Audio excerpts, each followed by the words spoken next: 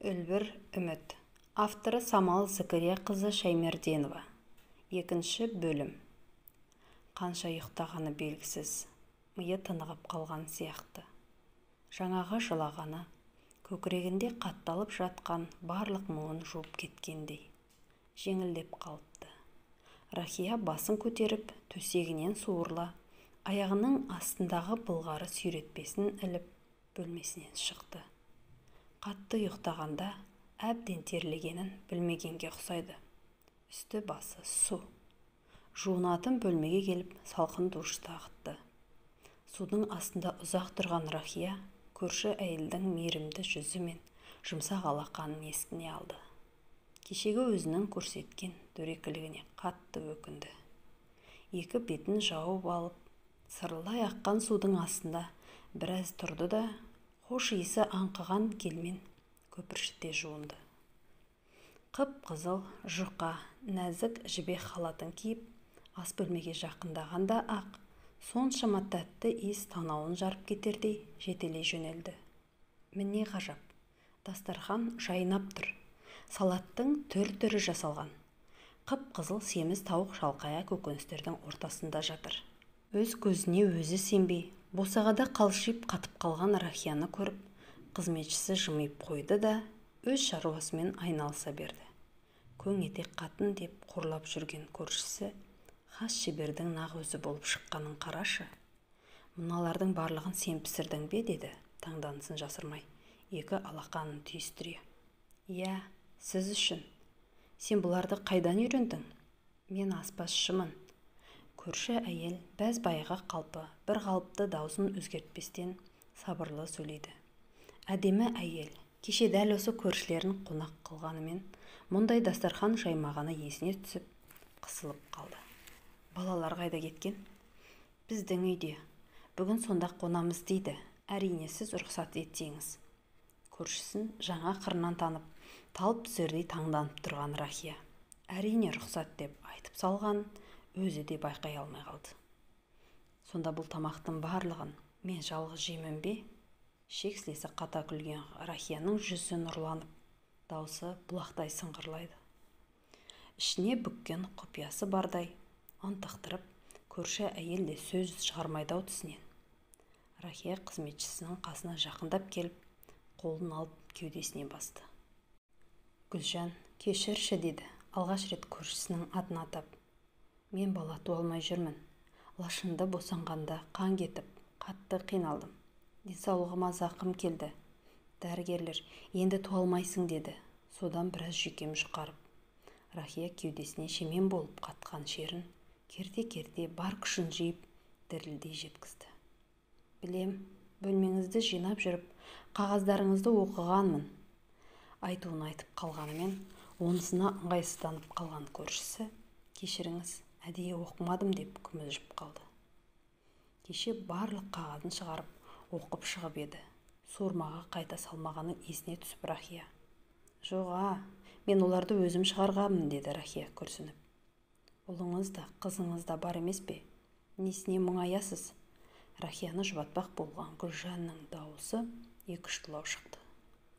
Әлде бір құпияны білетіндей, сұраулы жүзін жасыра алмай, әр нәрсені түртпектеп бұрыла берген. Сұлтанды мен тапқан жоқпын. Өз ұлымда жақсы көріп, бауыр басып кеткенім рас. Мен келгенде ол 2 жаста еді. Отағасының қарындасы туыт үстінде көз жұмыпты. Әкесінің кім екені де белгісіз. Байғұс қыз от басып алып, ата енеме көрінбей қашып жүреді. Тауқыметін де толғағында жалғыз көтеріпті. Әке-шешесі перзенттерінің сүйегін алып кетуге барып, құндақтағы сұлтанды көтере келіпті. Біз отау құрған соң, жолдасымның қалауымен қолымызда қалды. Оны сондай жақсы көреміз. Бірақ өз белінен түскен ізбасар туып бере алмайтын болған соң, кінәратымнан кінәмді асырып, бір жармайтын, жеміс бермейтін ағаштай өзімді керексіз сезінемін. Рахияның жанары тағы да бұрқылдаған бұлақтай қайнап шыға келді. Сонда сіз дәрігерлердің айтқанына сеніп жүрсіз бе? Гүлжанның сұраулы жүзі сұрағаннан гөрі жазғырғанға көбірек ұқсап кетті. Сасып қалған Рахия Не айтарын білмей дағдырып күмілшіп қалды. Барлығы жаратушының қалауында.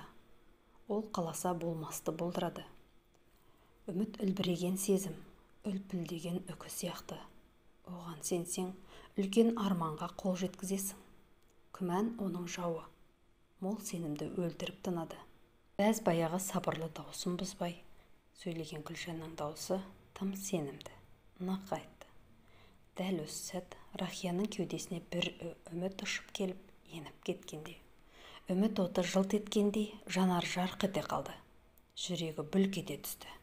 Ып-ыстық қан 62 тамырын аралап кеткендей. Өн бойына үлбір үміті тұрақтап, кеудесін әлдеқандай түсініксіз қуаныш кернеп барады. Гүлжанды құшақтай алды. Екі әйел құшағын жазбай ұзақ тұрды. Көлік дүр етіп қақпаның алдына келіп тоқтады. Бар жұмысын өлшеп пішіп қойғандай, осы сәт аяқтап, қолын сүртіп жатқан қызметші әйел Рахияның қасына таяп келіп, жүзіне мейірлене тесіліп қарап алды да, күйеуіңізді сезіммен қабылдаңыз деді, сыбырлай. Рахияның екі беті ду етіп, албырап шыға келді. Бұрылып шығып бара жатқан Гүлжанның соңынан екі бетін алақанмен басқан күйі үнсіз қала берді. Раушан гүлі құшағына сыймай кіріп келе жатқан күйеуін көргенде, Рахияның жүрегі атша тулай жөнелгені. Қалай жетіп барғаны есінде жоқ. Әйтеуір құстай ұшқан, мойнына асыла кеткен. Жары қағып алып құшақтай алған. Кеудесіне қатты қыса сүйікті жарының шашын аймалай иіскеген. Рахия екеуіне ғана арналған, бүкіл бір түннің барына әрі ұялып, әрі қуанып тұрған күйі, қапсыра құшқан күйеуінің ыстық құшағында көзін жымиып қойып, ерекше рахат кешіп тұр. Рахия әндете гүлдеріне су құйып тұр. Гүлдің әрбір жапырағын аялай сипап, әлпештеп тұрғандай. Рахияға мынау әлем бұрынғысынан өзгеше, тым сұлуланып кеткен сияқты сезіледі. Бұрын соңды дәл мұндай рахат сезімді кешіп көрген емес. Тіпті міне ұшып кететін көбелектей лепіреді.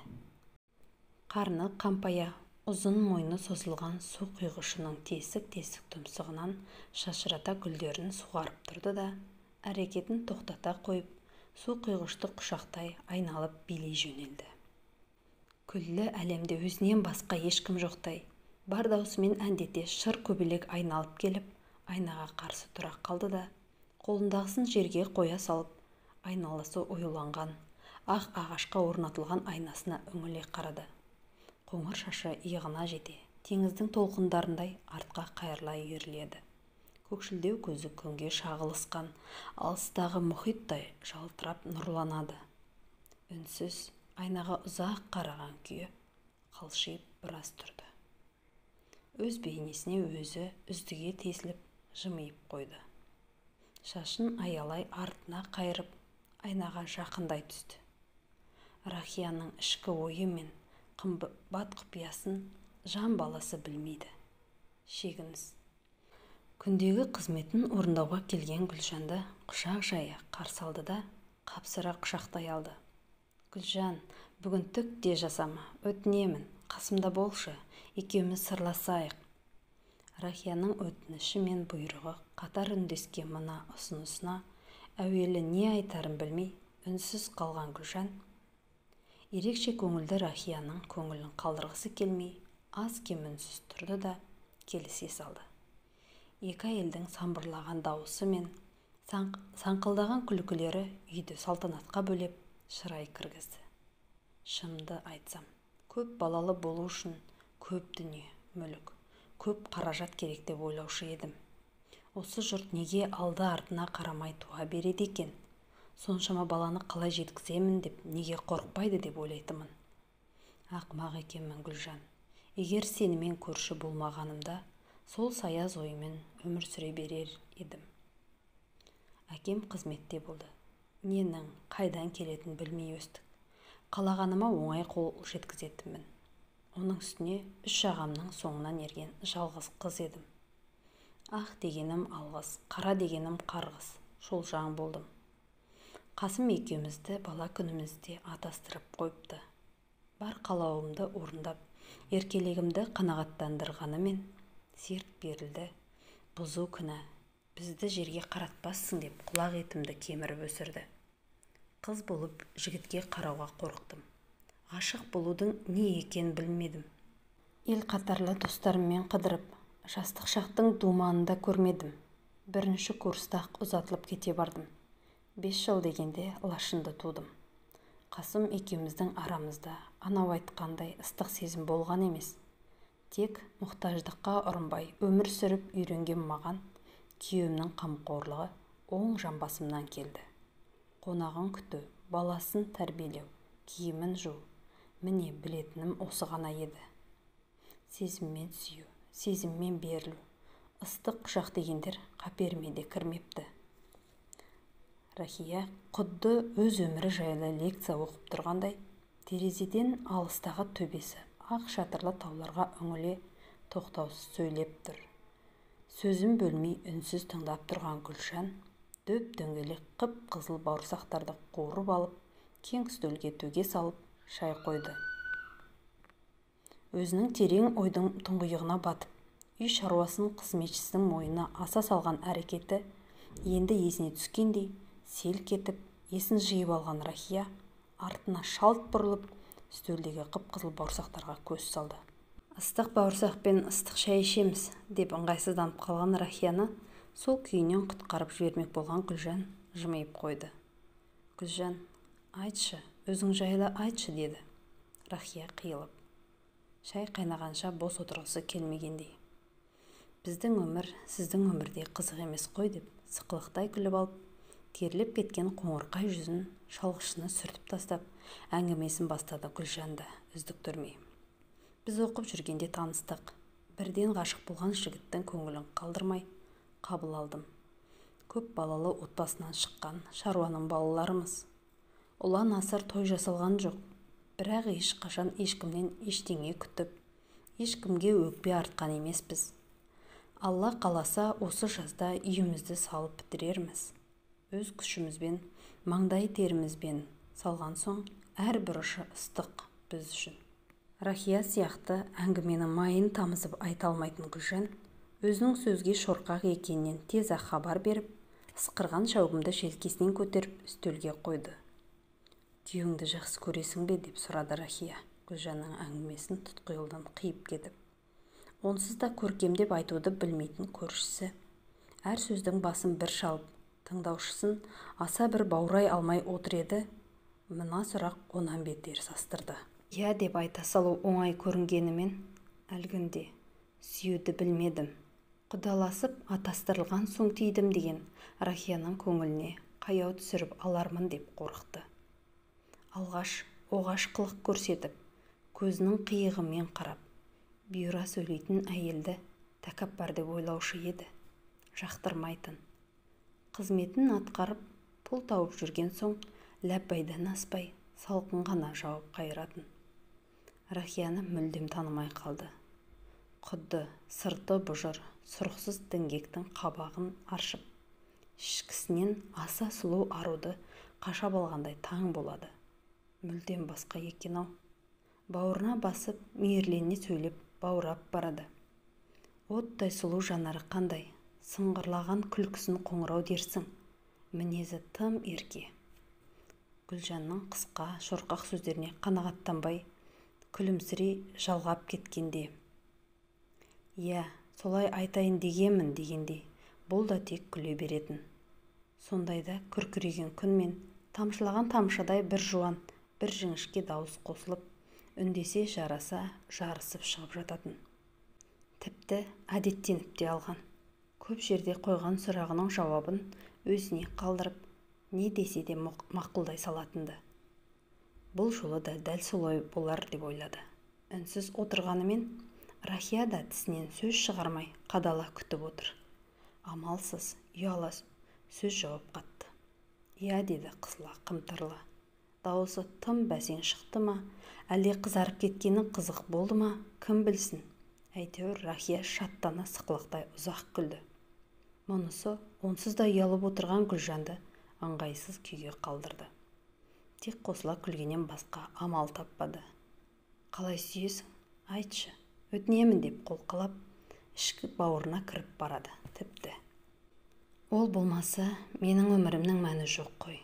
Мен жастайымнан жетімдік көрдім. Өгей шешенің көңіліне қарап, тілін табу үшін жанымды салып өстім. Әкемнің жүрегіне қаяу түспесін деп, қанша қиналсам да шыдап бағатынмын.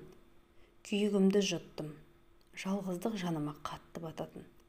Мендегі бар дүние ескі қара чемоданым мен анамның үлкейтілген суреті ғана еді. Бар шерім мен бар сырымды тек сол суретпен ғана бөлісетінмін. Кейде тіпті анам мені естіп тұрғандай көрінетін. Сол қара чемоданмен үлкен өмірдің от құшағына еніп кеткенімде, өңгелек сияқты бай болуды да, нар болуды да армандамаппын. Жаңбырлы күні жасымды жауын жуып жылап келемін. Жалғыз ғана тілегім жанымды түсінетін жақсы жан бұйырса екен деп тілегенім есімде. Құдай естіді ме, Манасты кезіктірді. Оның жұмсақ мінезі, аңғал көңілі, адал қасиеті бірден баурады. Сөз айтқанда көп күттірмей келістім. Мен күткен жан сол ғана сияқты көрінді деп, сөзін аяқтай төмен салған көзін көтергенде ғана Рахияның жылап отырғанын ұқты. Ғажап, деді Рахия, қос алақанын соға шапалақтай. Сен жалғыздығыңды жарыңмен жеңдің. Бала күнгі бақытсыз өміріңнің қарамына серік, дос таптың. Ал менше, менде бәрі де керісінше. Мен қазір жалғызбын ғой, Гүлжан. Қасым көбінесе жұмыс бабымен командировкада жүреді. Келген соң көбіне үнсіз отырады. Сырласып, мұңдасып көрген жоқпыз. Бала күнгі шаттығымды мынау меңірейген тас қамалға айырбастап жіберген деймін. Балаларымның өз бөлмелері, өз қызығы бар. Қызық, менде бәрі бар. Сонда да жалғыздық кешемін деп кемсеңдей берді. Өзіңіз кінәлісіз. Осы бір сөздің 32 тісінен қалай ыршып кеткенін қайдам, Гүлжанның өзі де селк ете қалды. Не десе де сөз айтылып кетті. Енді қайтарып алмаса анық. Менің не кінәм бар? Рахия әп-сәтте өзгеріп шыға келді. Ашу емес, таңдану басым сияқты дауыс ырғағында. Еркекке махаббат керек. Сұлулық та, сымбат та махаббатсыз мәнсіз. Сағынатыныңызды көрсете біліңіз. Жан сырыңызды ашық айтыңыз. Сенетініңізді, онсыз өмір сүрудің қорқынышты екенін дегенде, Рахия бір нүктеге қадалды да қалды.